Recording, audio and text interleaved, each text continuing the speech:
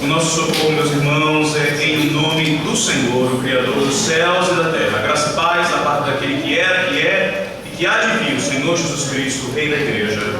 Amém. Amém. Irmãos, nessa noite o reverendo Rodrigo Broto encontra-se pregando em uma outra igreja, se não me engano, em Piripiri, e também em Floriano, me perdoem. Os irmãos estão sabendo muito melhor do que eu. E certamente também administrando a ceia do Senhor naquele local. Então, nessa noite, nós daremos uma rápida pausa na nossa série de sermões expositivos em Lucas. Sendo assim, abram as Escrituras Sagradas em Jonas. Jonas, capítulo 1. Nós já vimos aqui anteriormente, alguns domingos atrás, os versículos de 1 a 3. E nessa noite, nós faremos a exposição dos versos de 4 a 6. Versos de 4 a 6 de Jonas. Nós faremos a leitura dos versos de 1 a 12. Entretanto, nossa exposição focará somente nesses 3 versos, dos versículos 4, 5 e 6. Jonas, capítulo 1, versículos de 4 a 6. Leitura dos versos de 1 a 12. Tenho ouvido agora, irmãos, com toda atenção e com toda reverência, a palavra profética do nosso Deus para essa igreja nessa noite. Diz assim a Sagrada Escritura: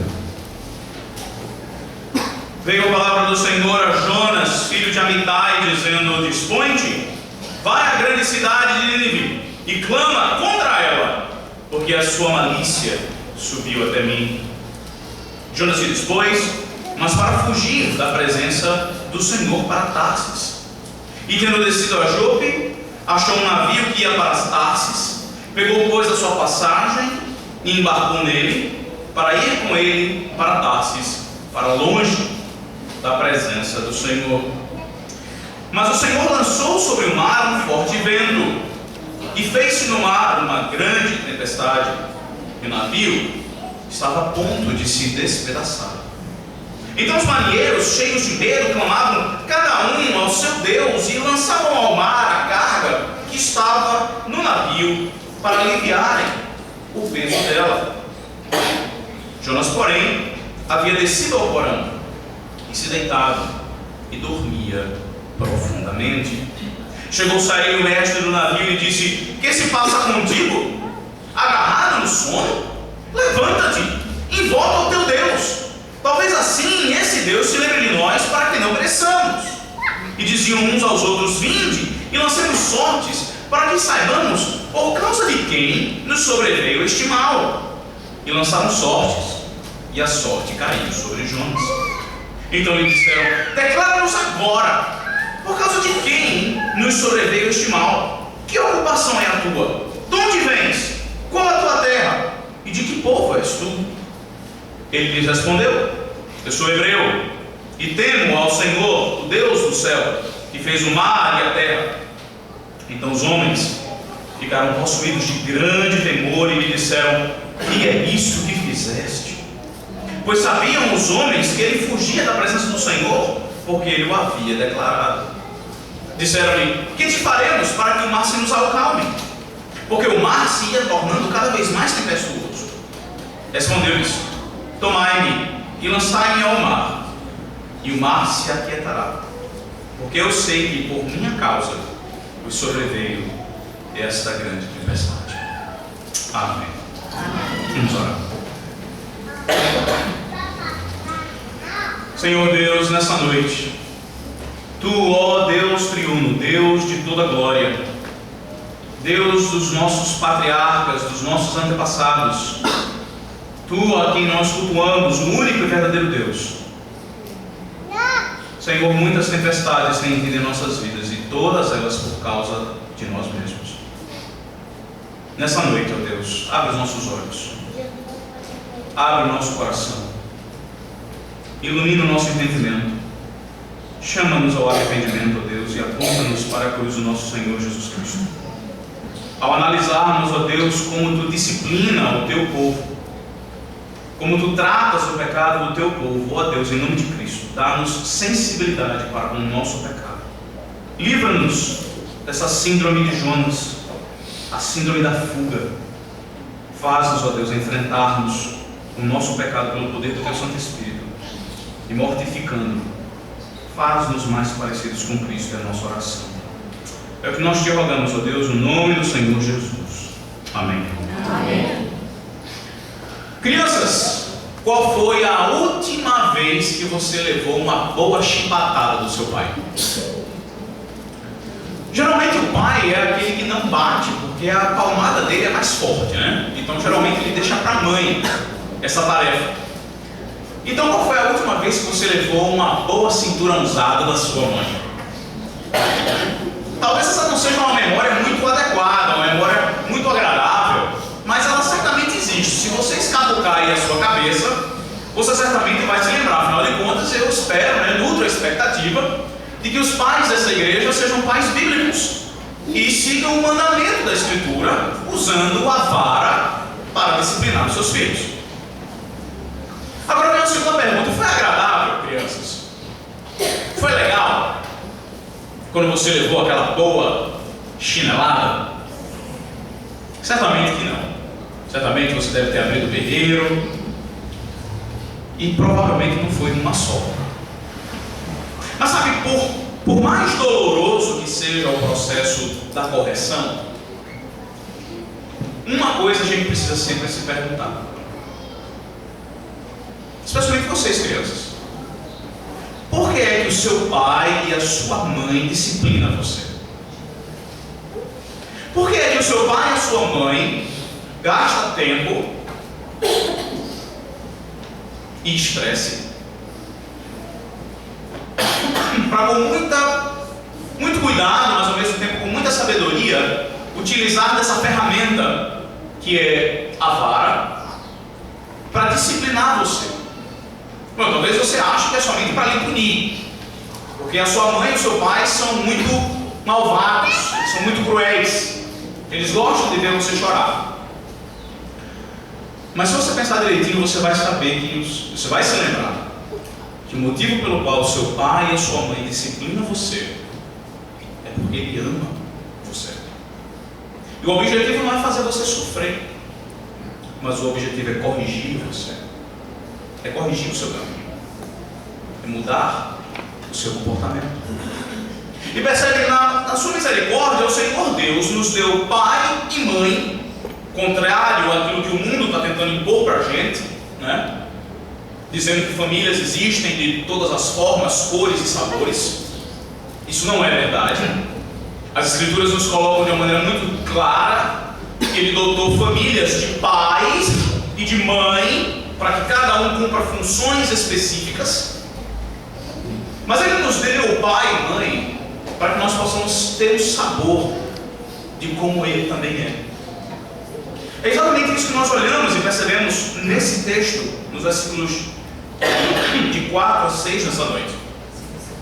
Nós começamos a entender, nós temos um vislumbre, meus irmãos, de como é a disciplina divina para com os seus filhos.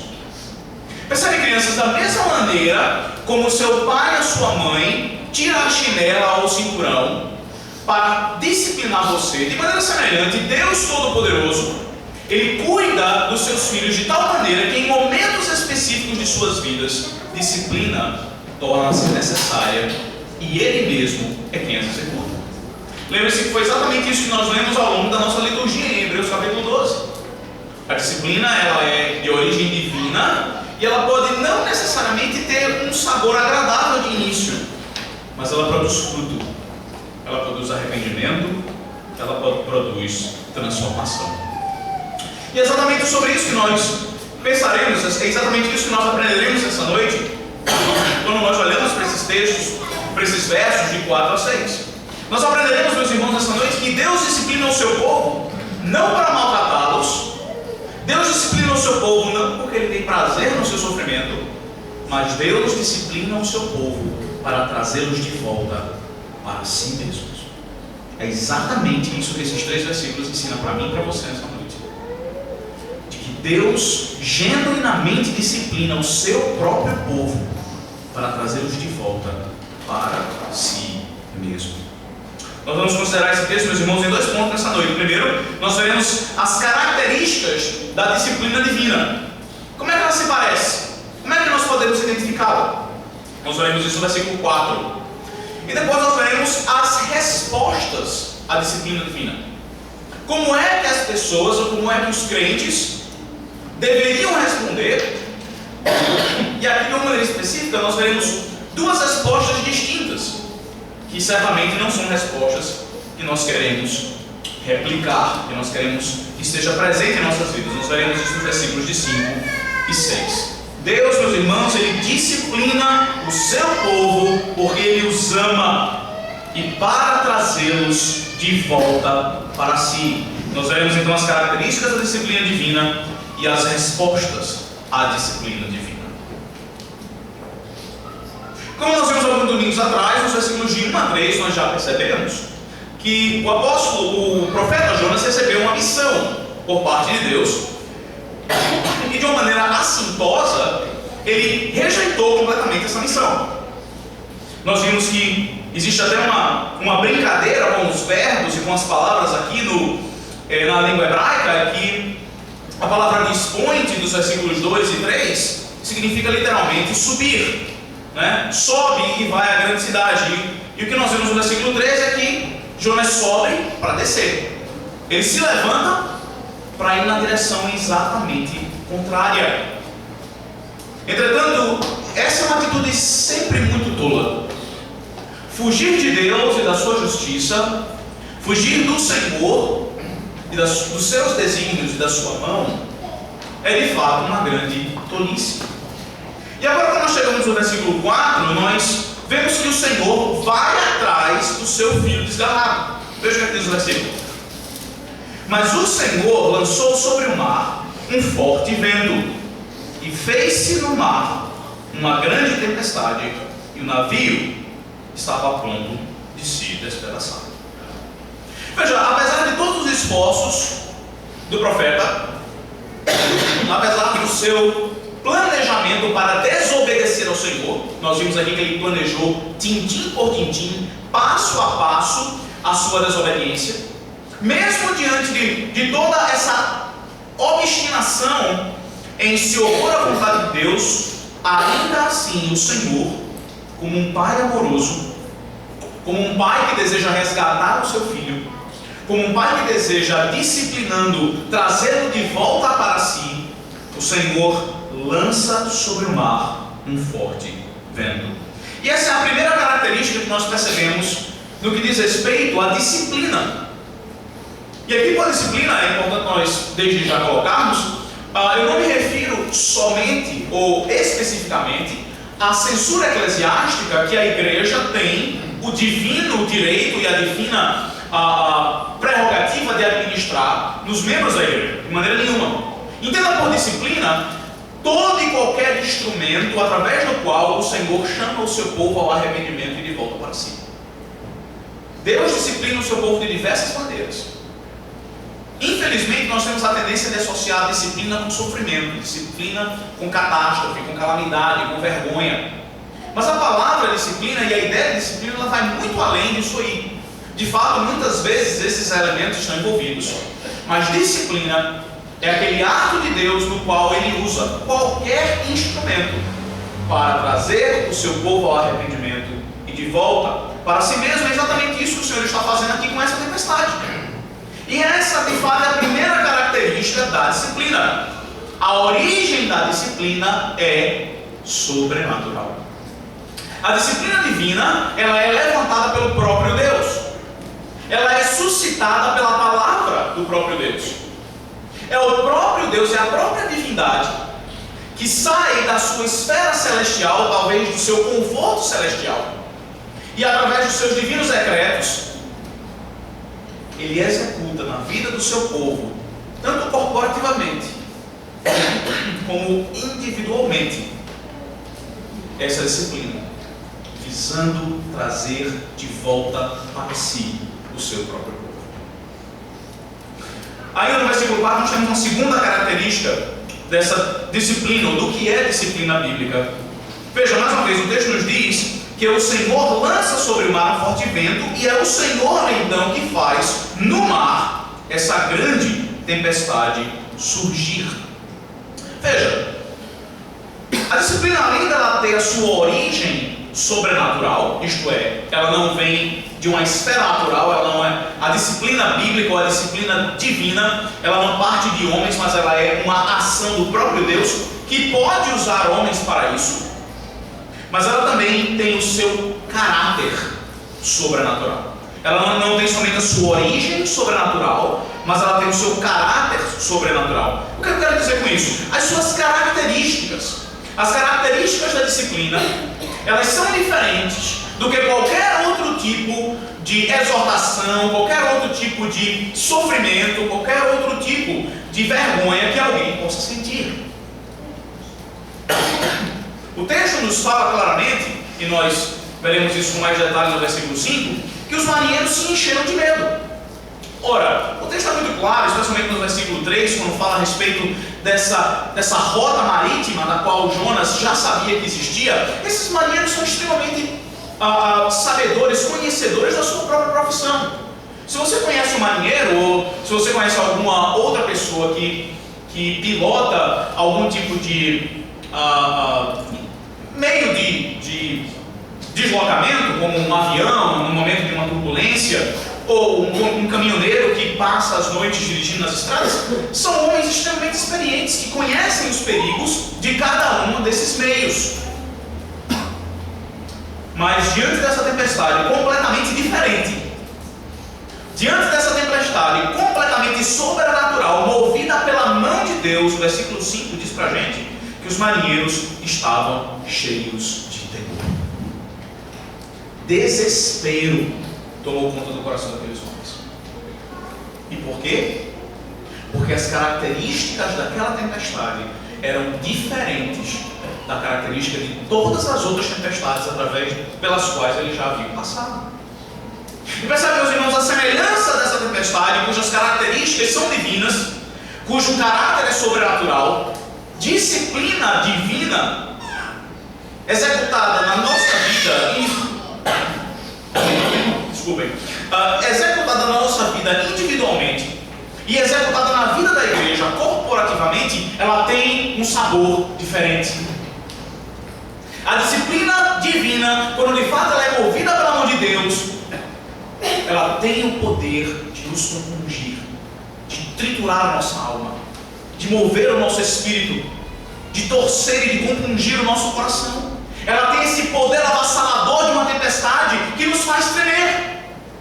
Sabe, na história da igreja, vários momentos são caracterizados por um envolvimento sobrenatural e divino na história do seu povo. E esses momentos são chamados de avivamento. Sabe, no século XVIII, registrado nos anais da história, o grande avivamento que aconteceu na América do Norte. E todos aqui conhecem a história de um grande pregador chamado Jonathan Edwards. Em um dos seus sermões, talvez no seu sermão mais conhecido, Pecadores nas Mãos de um Deus Irado, o texto histórico nos diz que aqueles que ouviam aquele sermão se agarravam aos bancos com medo da ira de Deus, com medo de serem tragados no inferno, com medo de serem ali trucidados por um Deus irado.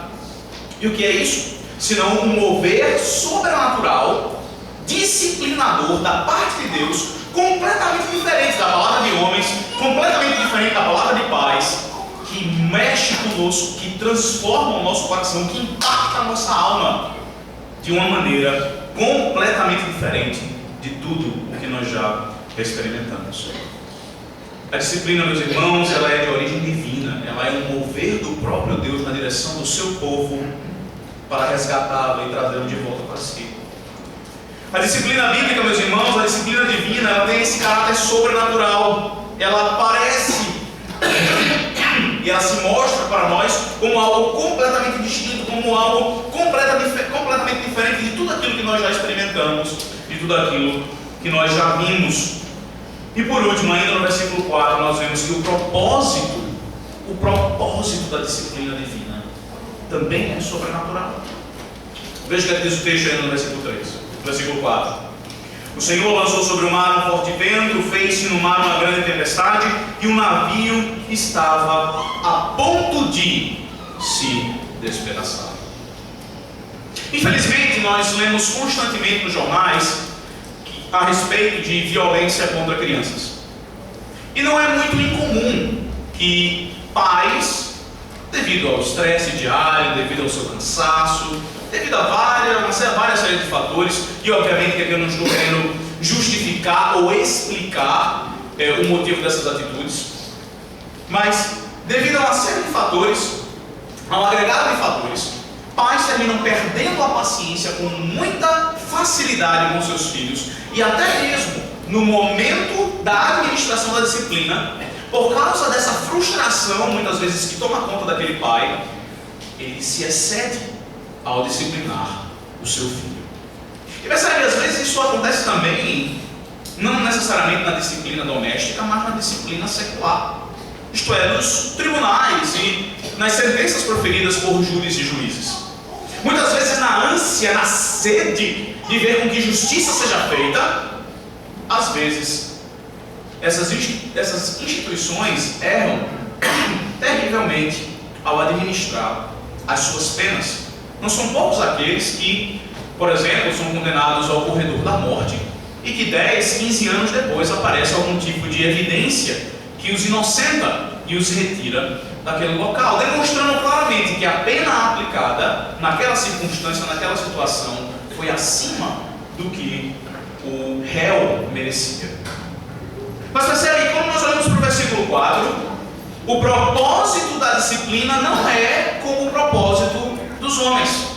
O propósito da disciplina divina não se assemelha ao propósito punitivo e vingativo que muitas vezes caracteriza a disciplina do homem. O propósito divino também é sobrenatural. Deus não deseja destruir o barco, Deus não deseja matar Jonas, Deus não deseja matar aqueles homens, mas o que Ele deseja é trazer Jonas ao arrependimento. O que Ele deseja é restaurar Jonas. O texto diz aqui que o barco estava a ponto de se despedaçar. Ora, se Deus quisesse despedaçar o barco, porventura Ele precisava de uma tempestade para assim o fazer? Não bastaria somente um dizer, não bastaria somente o estalar dos seus dedos, não bastaria somente um simples decreto seu para que aquele barco não se despedaçasse, mas simplesmente evaporasse e desaparecesse. Não bastaria simplesmente um pequeno mover da sua vontade para disciplinar e fulminar Jonas no momento que ele se dispôs a descer para Tarsis. Certamente que o motivo da disciplina não é a vingança.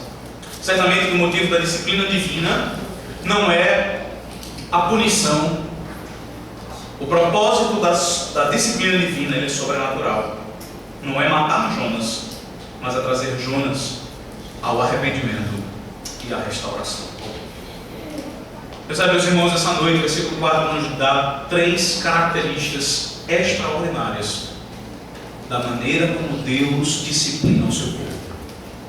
Primeiro, é Ele mesmo quem nos disciplina. Ele não delega isso a ninguém, mas Ele mesmo, com a sua mão poderosa e o seu coração misericordioso e gracioso, que estende a sua mão e agindo de alguma maneira na história, seja de uma maneira geral ou seja de uma maneira específica e pontual, Ele mesmo administra a sua disciplina. Essa disciplina, ela de fato nos atinge de uma maneira como nada poderia nos atingir. E essa disciplina, por mais amarga, por mais dissaborosa que ela seja, ela tem o seu propósito nos trazer mais perto do nosso Deus. E percebe, meus irmãos, Deus continua a disciplinar o seu povo, mesmo agora no Novo Testamento. Mesmo agora no período do Novo Testamento, quando Deus mais não se revela através de profetas, quando o seu profeta Amor já veio, já morreu por nós, já foi assunto aos céus e agora reina soberanamente sobre do seu trono celestial. De acordo com Hebreus capítulo 12, Deus continua disciplinando o seu povo. E talvez você esteja experimentando disciplina na sua vida nessa noite. E mais uma vez, permita-me lembrar-lhes, por disciplina não me refiro somente a uma declaração eclesiástica, as censuras eclesiásticas que a igreja tem a obrigação e o dever de emitir. Percebe, meus irmãos, Deus muitas vezes nos disciplina através da simples leitura das Escrituras. O simples ler a palavra de Deus, através do poder do seu Santo Espírito, é um instrumento de confrontação.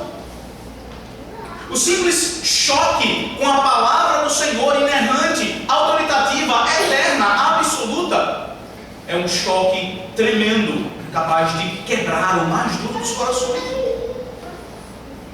Talvez você tenha experimentado essa disciplina já. Talvez você tenha experimentado essa disciplina nessa semana, durante as suas devocionais. Ao ler um texto do Senhor de uma maneira poderosa, no poder do seu Santo Espírito, chocou você, condenando algo que você tem feito contra ele, mostrando a você claramente um erro, um pecado da sua vida. Deus continua disciplinando o seu povo, e talvez uma das ferramentas mais comuns que Deus utiliza nessa administração de disciplina é o púlpito da sua igreja. Percebe? Deus continua disciplinando o seu povo pelas pregações e exposições fiéis da sua palavra. Domingo de manhã e domingo à noite, Deus continua apontando o pecado do seu povo e chamando o seu povo ao arrependimento, chamando o seu povo de volta para si. Deus continua amorosamente e graciosamente disciplinando o seu povo pela clara e simples pregação das Escrituras. E é por isso que nós aqui na primeira igreja temos um amor, um apego e um interesse tão especial pela palavra de Deus. Primeiramente é porque Ele mesmo nos ordena ter esse apego. Mas em segundo lugar, porque é exatamente no momento que a palavra de Deus é pregada, quando ela é exposta e quando ela é aplicada aos nossos corações, os nossos pecados são desnudados, as nossas fraquezas são expostas. Deus nos chama a reconhecer onde nós temos errado e nos chama a abandonar aquele erro e a voltar para si. O púlpito das igrejas é um outro local onde Deus administra a disciplina para com o seu povo. Uma outra maneira como Deus continua disciplinando o seu povo é fazendo experimentar o dissabor das consequências do seu próprio pecado. Percebe? Foi exatamente isso que aconteceu diversas vezes lá no Novo Testamento. Não através de tempestades, não através de exílios, como foi no Antigo Testamento, a maneira de Deus disciplinar o seu povo. Mas nós vemos, por exemplo, o testemunho de Ananias e Safira, que experimentaram a disciplina de Deus de uma maneira terrível. Ao tentarem enganar o apóstolo, eles foram ambos, né? O casal foi fulminado na presença daqueles que ali estavam. Sabe, muitas vezes nós experimentamos as consequências dos nossos pecados e nós achamos ruim, como se nós não os merecêssemos. Às vezes até nós dizemos: ué, mas eu não já me arrependi? Eu não já verbalizei um pedido de perdão? Por que então eu estou experimentando essa dor? Por que então eu estou experimentando as consequências do meu pecado? É o Senhor Deus disciplinando você. É o Senhor Deus parafusando no seu coração o sentimento de arrependimento. É a disciplina divina triturando o seu coração duro e transformando num coração de carne. Talvez essa noite você esteja colhendo frutos amargos do seu próprio pecado. E nessa noite eu quero encorajar você.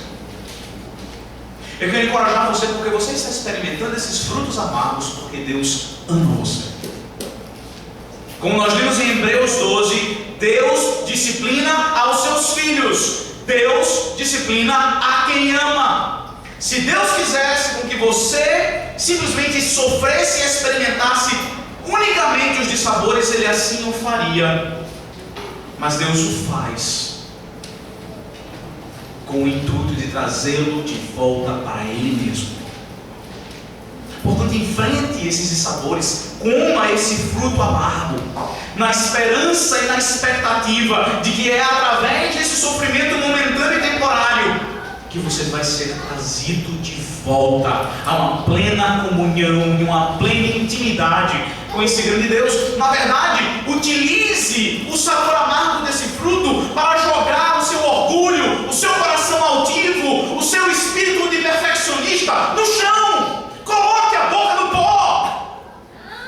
Aproveite essa oportunidade para que, sendo humilhado, você seja exaltado. Lembre-se, Deus disciplina quem Ele ama. Deus disciplina os seus filhos.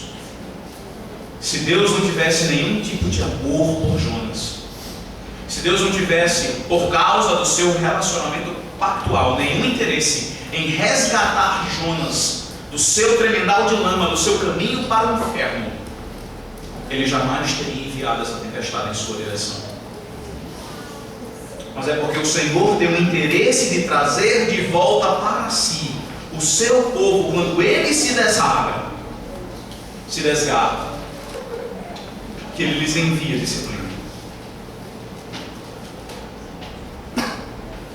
Mas sabe, nessa noite eu quero encorajar ainda você com outro detalhe. Eu quero que você de fato entenda o que a palavra de Deus aqui me ensina. Apesar do dissabor da disciplina, a disciplina demonstra uma coisa: que você não é bastardo.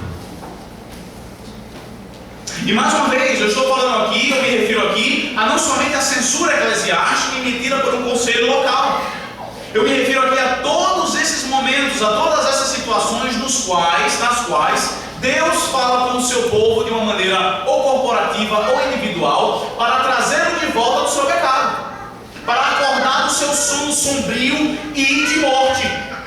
Percebe? Se você é de fato atingido pela leitura das Escrituras, se ao ler a palavra de Deus o seu pecado é confrontado, Deus disciplina você pelo seu Santo Espírito, chamando ao arrependimento.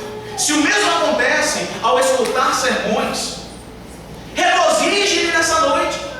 Regozije-se. Deus disciplina a quem Ele ama. Deus disciplina aqueles que são seus filhos. Não é outro motivo que move o Senhor a se levantar do seu trono sagrado e celeste e fazer com que surja uma tempestade no meio de um mar. Ele simplesmente poderia ter ignorado Jonas e levantado outro profeta. Mas percebe, porque Jonas é filho, porque Jonas é alvo do seu amor, Jonas recebe disciplina. E é exatamente por isso que você recebe disciplina, meu irmão e minha irmã. Deus trata com você, Deus trata o seu pecado, Deus abre os seus olhos e o seu entendimento para aquilo que está errado na sua vida e para trazer de volta você para Ele, porque Ele ama você.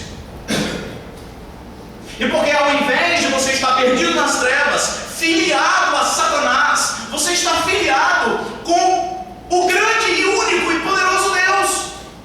Portanto, nessa noite, entenda que ser disciplinado divinamente é um grande privilégio. Ai de nós se não fosse a disciplina divina. Ai de nós se não fosse a correção paternal do nosso Pai Celestial.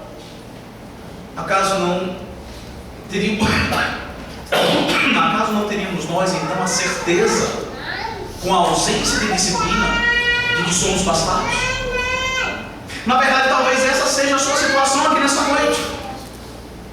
Talvez seja exatamente isso que você esteja experimentando e você está achando ótimo. Você continua marchando no seu pecado, você não é confrontado com ele, ninguém sabe de nada, você vive aparentando que tem uma vida extremamente santa, que você é um excelente membro dessa igreja, mas na verdade a sua vida é cheia de imundícia, é cheia de podridão, e você continua marchando nesse caminho. Isso é um sinal terrível para você. Percebe? Porque se Deus disciplina quem ama, e se Ele não está disciplinando você no meio do seu pecado, isso significa que Deus odeia você.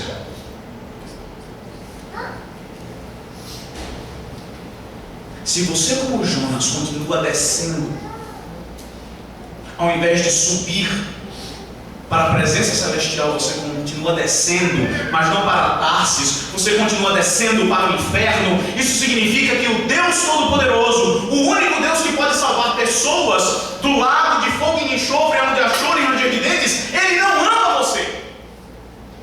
Não regozije-se pela ausência de disciplina, sofra, gema. Porque a ausência de disciplina é sinal de que você é órfão, é sinal de que você não é filho, é indicação de que você é bastardo. Se você tem perseverado nos seus caminhos iníquos, porque ninguém tem pego você, porque ninguém está sabendo de nada, e você tem se regozijado, se deleitado, você tem se banqueteado na sua imundícia nessa noite, a palavra de Deus lhe chama ao arrependimento. Arrependa-se antes que venha uma tempestade na sua direção. Arrependa-se antes que a mão terrível do poderoso Deus pese sobre você.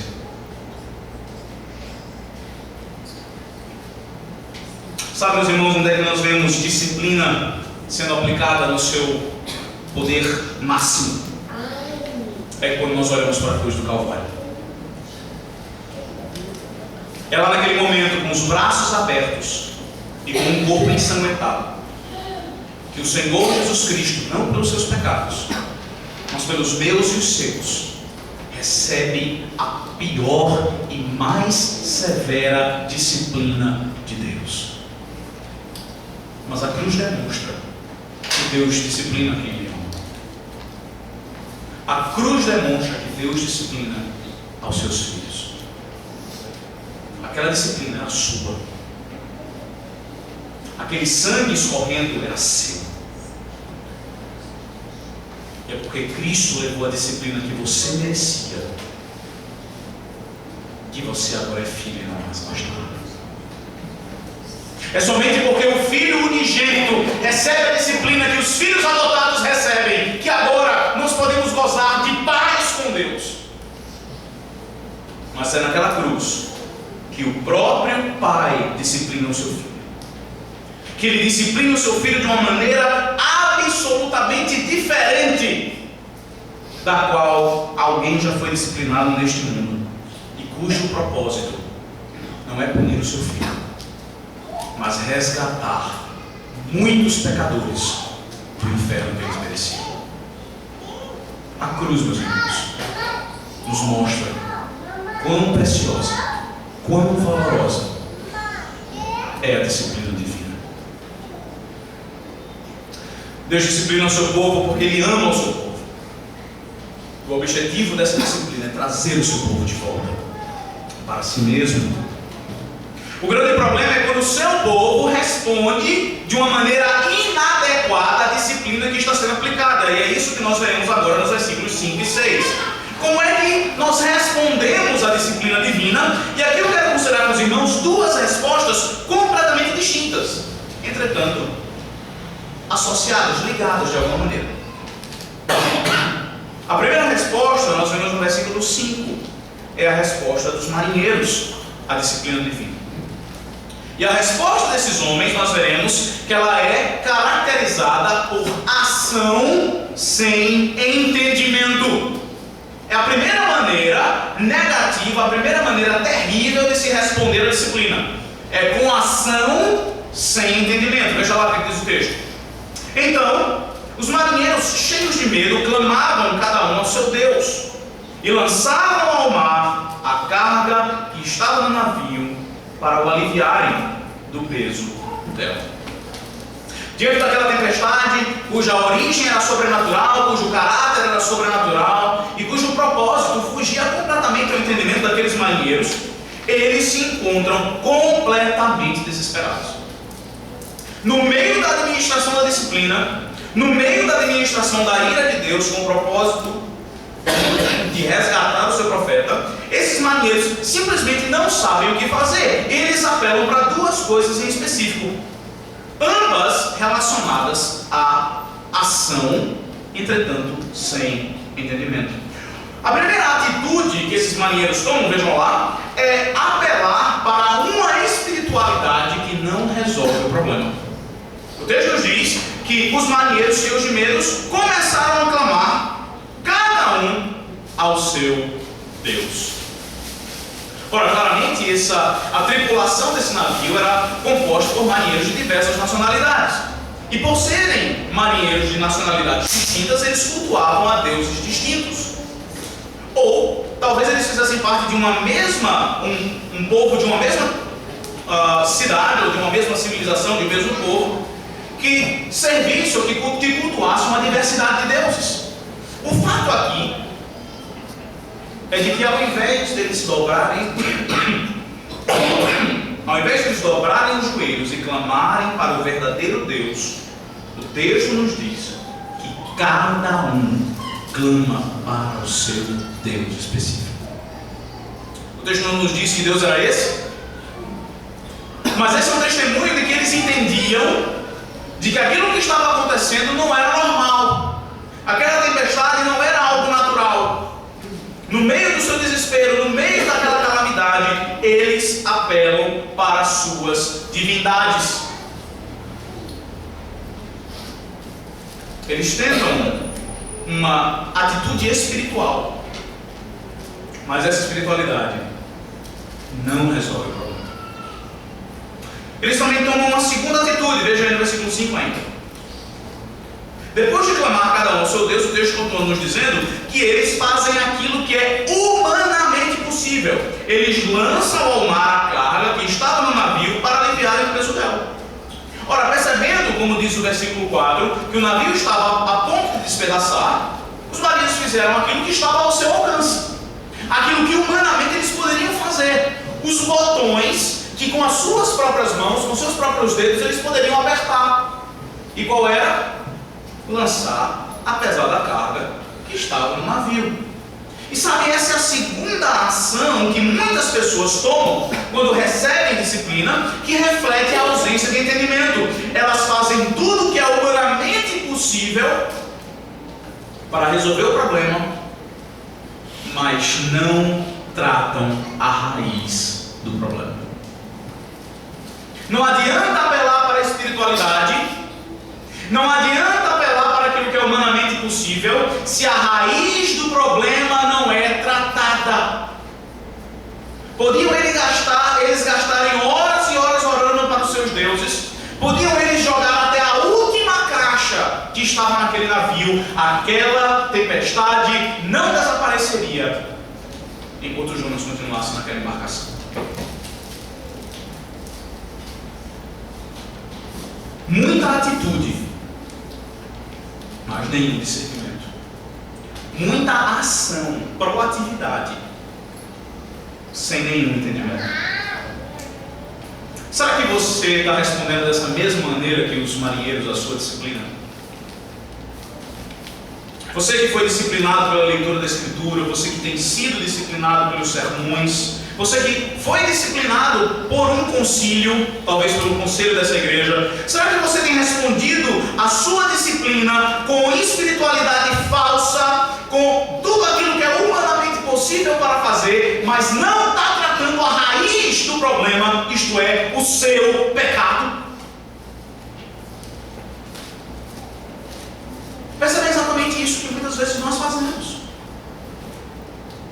Nós identificamos uma área falha, nós somos alertados pela leitura, pela pregação, pela censura eclesiástica para um problema nas nossas vidas, e sabe qual é a primeira coisa que nós fazemos?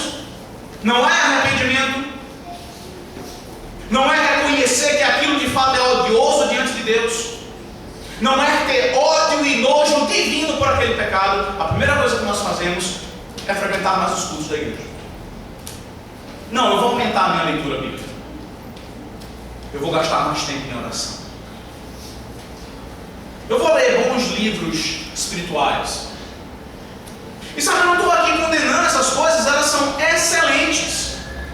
Todas essas atividades espirituais são muito boas e todos nós devemos fazê-lo, sendo disciplinados ou não.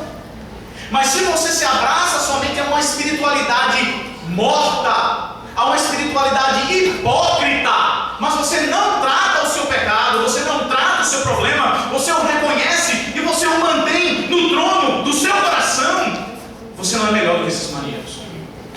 Na verdade, você é igualzinho a eles. E quando a tempestade chegar, ela vai destruir você.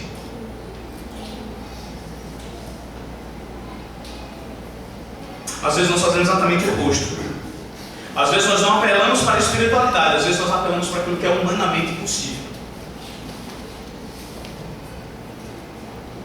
Mas se você tem problemas com algum tipo de cobiça,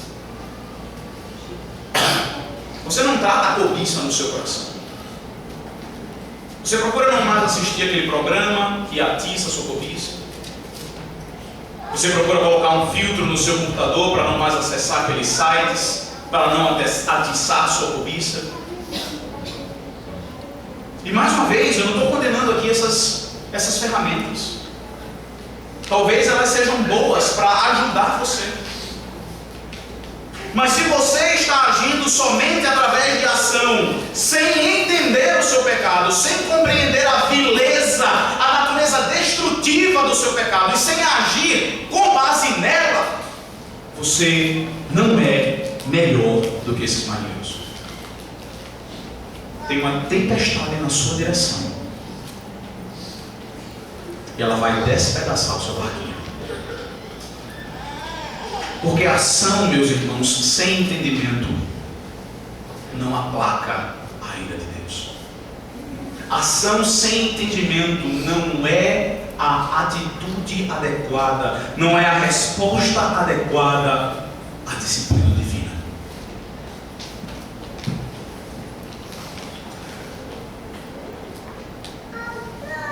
Se você nessa noite tem confiado demais nas ferramentas comportamentais que você tem adotado, se você tem confiado demais nos seus exercícios espirituais, se você tem ignorado um autoexame profundo, tendo como objetivo genuinamente reconhecer as suas falhas, reconhecer os seus pecados e mortificá-los no poder do Santo Espírito que lhe foi dado pela obra salvífica de Cristo na cruz do Calvário, você tem agido com ação sem entendimento. E a tempestade não vai ser dissipada. Tem uma segunda maneira de você responder a disciplina que também não é muito boa. E essa nós vemos na parte final desse texto. Volte para o versículo 5. Depois de descrever a maneira como os marinheiros tentam agir no meio da disciplina divina, na parte B do versículo 5, o texto agora passa a falar a respeito de Jonas. Deixa eu entender o texto.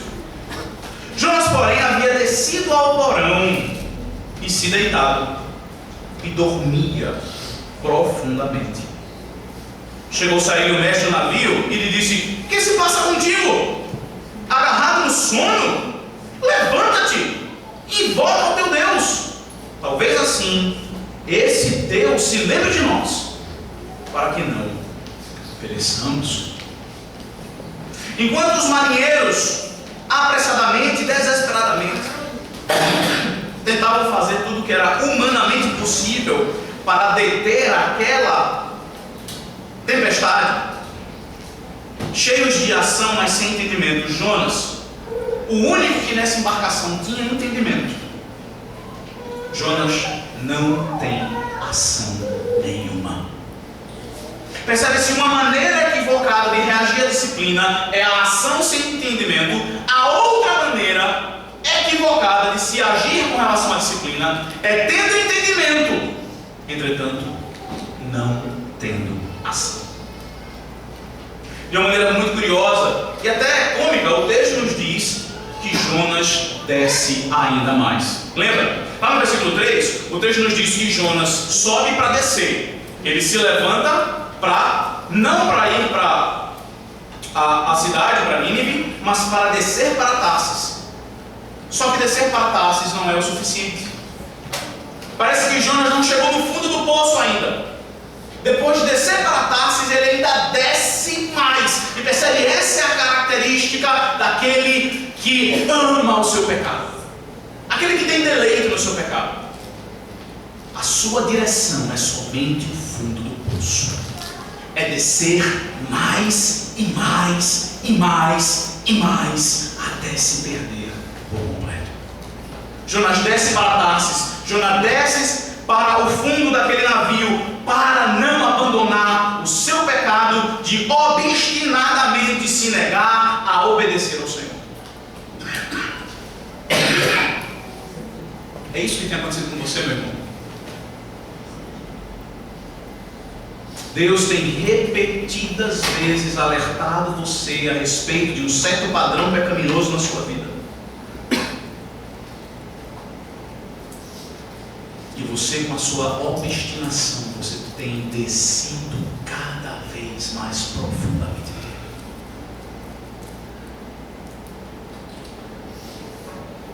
Não seja como Jonas, em nome de Cristo. Não desça para o fundo do barco. Não desça para o fundo do poço. Olhe os sinais à sua volta.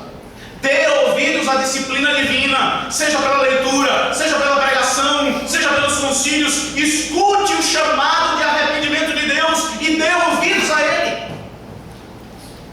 Mas sabe, não basta somente descer. Veja mais o que o texto diz. Não há absolutamente atitude nenhuma de Jonas. Veja o que o texto fala. Ele deita e ele dormia profundamente. E aqui tem um detalhe linguístico extraordinário no hebraico. Essa expressão dormia profundamente, ela dá a conotação de que Jonas estava como morto.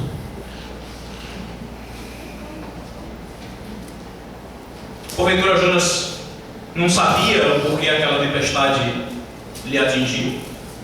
Certamente que sim. Jonas tem conhecimento. Jonas tem entendimento. Veja o versículo 9, como nós lemos. Ele sabe que tu veio sem ele. Ele sabe a sua origem, ele sabe o Deus que ele serve, ele sabe quem é esse Deus, e ele sabe por que a tempestade está atingindo aquele navio. Veja o versículo 12. Jonas sabe até o que fazer. Jogue-me para fora desse barco, ou a tempestade não desaparecerá. Jonas está cheio de entendimento, mas em termos de ação ele está como morto, como um defunto. Ele não abre os seus olhos, ele não abre a sua boca, ele não mexe suas mãos nem os seus pés. É assim que você tem respondido à disciplina divina, com muito entendimento, com muito conhecimento, mas sem ação nenhuma. Sabe, diariamente o Senhor fala a você. Se você tem buscado andar com Deus, o Senhor vai lhe disciplinar diariamente. Mais uma vez, seja pela Escritura Sagrada, pela leitura simples dela, seja pelos sermões matutinos e vespertinos da sua igreja, quando Deus fala diretamente à sua igreja, ou seja pelos concílios da igreja. E sabe, meus irmãos, talvez esse seja o nosso maior risco. Nós aqui nessa noite, que nos consideramos reformados, que nos consideramos amantes da boa teologia bíblica, talvez esse aqui seja o nosso maior problema. O problema do teólogo mor, como Jonas. Aqueles que conhecem muito a Deus, conhecem muito a doutrina da graça, conhecem muito o poder de Deus para santificar e corrigir aqueles que lhe pertencem, que conhecem o seu Filho, que conhecem a sua pessoa e a sua obra. Somos presbiterianos e nos orgulhamos disso, mas não tomamos ação nenhuma para mortificar o nosso pecado. Nós sabemos que somos orgulhosos e nos deleitamos desse orgulho. Nós sabemos que temos problemas e ódio contra outros irmãos e o alimentamos. Nós sabemos que temos problema com mentira, mas não freamos a nossa língua para falar somente a verdade. Nós sabemos que temos olhos cobiçosos, mas continuamos desejando aquilo que não é nosso. Continuamos com bocas e com línguas completamente reclamadoras. Nós sabemos que temos problemas com fidelidade. E ao invés de nos afastarmos daquilo que nos incita, buscamos essas coisas mais e mais. Entendimento sem ação, conhecimento sem transformação, muita doutrina sem atitude.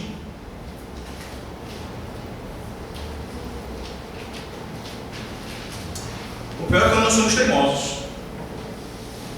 Sabe, pelo menos Jonas, ele está como morto, como eu falei. A expressão dormia profundamente dá essa ideia. O problema é quando nós não estamos dormindo como mortos. O problema é quando nós somos teimosos feito mulas.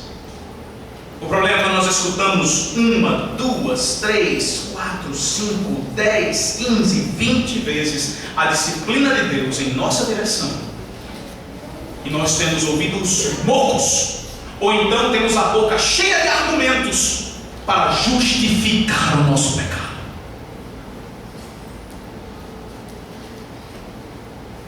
É assim que você tem reagido à disciplina de Deus. Meus irmãos, nessa noite o Senhor lembra a mim e a você que ação sem entendimento e que entendimento sem ação não são maneiras adequadas de se reagir à disciplina divina. Nós precisamos ter entendimento. Nós precisamos não somente conhecer as doutrinas da graça, nós precisamos não somente conhecer o nosso grande Deus, nós precisamos não somente ter um grande conhecimento a respeito do nosso passado, dos nossos antepassados, da nossa preciosa doutrina, das Escrituras Sagradas. Tudo isso é muito bom, mas nós precisamos associar a esse conhecimento atitude, ação. Nós precisamos remover as caixas podres do nosso barquinho, ou então a tempestade irá despedaçá-lo para a glória de Deus.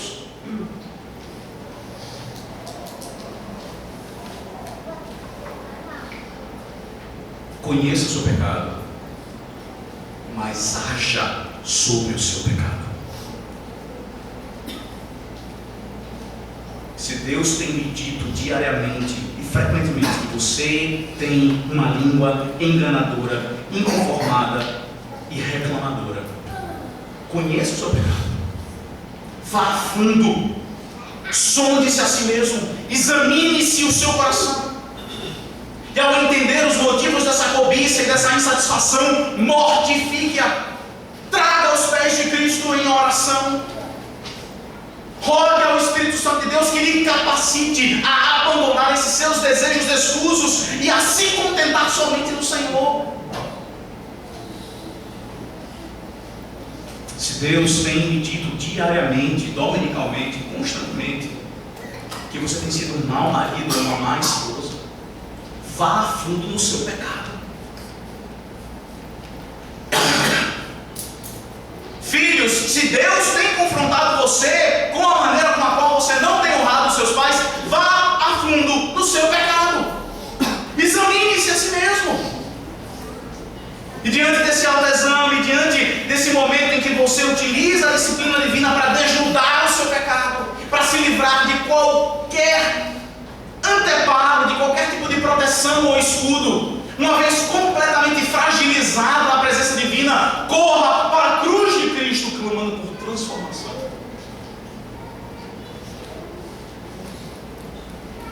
Desnude o seu pecado, entenda o seu pecado, conheça o seu pecado, mas haja sobre ele. E é por isso, como nós lemos lá em Hebreus capítulo 12, é por isso que o escritor diz: no que diz respeito ao pecado, vocês não têm resistido até o sangue. E você sabe disso. Mas nessa noite, arrependa-se diante de Deus.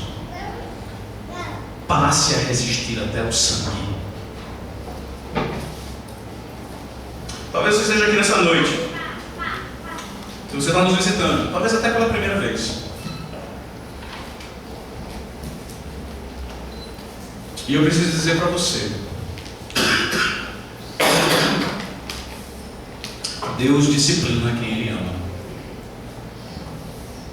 Somente aqueles que são filhos de Deus têm de fato, talvez não no primeiro momento, mas em um momento específico, eles terão de fato, apesar do amargo sabor, eles experimentarão o doce tom da disciplina em suas vidas. Mas você que está aqui nessa noite e não conhece a Cristo, você jamais experimentará isso. Não. Enquanto você estiver longe de Cristo, talvez você continue experimentando o doce sabor do seu pecado nessa vida. Mas existe uma disciplina terrível esperando por você. Essa é uma disciplina que, a semelhança dessa tempestade, ela é sobrenatural. Ela tem a sua origem sobrenatural. É uma disciplina que será administrada sobre a sua vida pelo próprio Deus. O caráter dessa disciplina é sobrenatural. É um sofrimento que você experimentará por toda a eternidade, completamente diferente de qualquer sofrimento humano que qualquer ser humano já tenha sofrido. E o propósito dessa disciplina que você há de receber também é sobrenatural. Não é a sua restauração, é a sua condenação. Deus tem preparado o inferno para você que está longe de Cristo nessa noite. Ele tem aquecido as fornalhas do lago de fogo e enxofre para você que continua andando nos seus caminhos e não nos caminhos dele. Tem uma tempestade vindo na sua direção. E a palavra de Deus lhe chama ao arrependimento nessa noite. As boas novas é que há uma maneira de você escapar desse lado. E é por aquele, o Senhor Jesus Cristo, aquele que já experimentou essa disciplina para todos aqueles que o Pai lhe deu. Nessa noite não faça como Jonas. Não seja como um avestruz que mete a cabeça no buraco embaixo da terra para ignorar tudo que está acontecendo ao seu redor. Escute a disciplina do Senhor.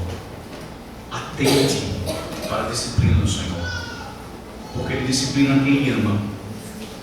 E Ele disciplina com o objetivo de trazer os seus filhos de volta para si.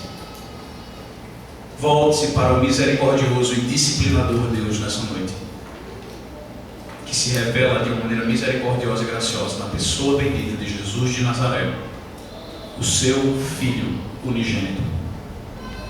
E Ele lhe diz nessa noite que todo aquele que nele crê não perece, mas tem a vida eterna. Deus nos abençoe, meus irmãos. Vamos orar. Santo Deus, nós te rogamos e Tu nos livre de ouvidos moucos nessa noite. Nós te rogamos, ó Deus, que Tu nos ajude a encarar as Tuas disciplinas sobre nós. Venham elas das mais diversas maneiras e nós possamos encará-las com entendimento e com ação. Ó Senhor, livra-nos de entretermos qualquer artifício humano ou qualquer esforço espiritual vazio e hipócrita, sem tratar da raiz do nosso problema, o pecado que tanto o Senhor aborrece. Mas ao mesmo tempo, Senhor, livre-nos também de, mesmo conhecendo o nosso pecado, nos portarmos como mortos. Ó Deus, em nome de Jesus, à medida que Tu nos revela aquilo que em nossas vidas tem Te desagradado,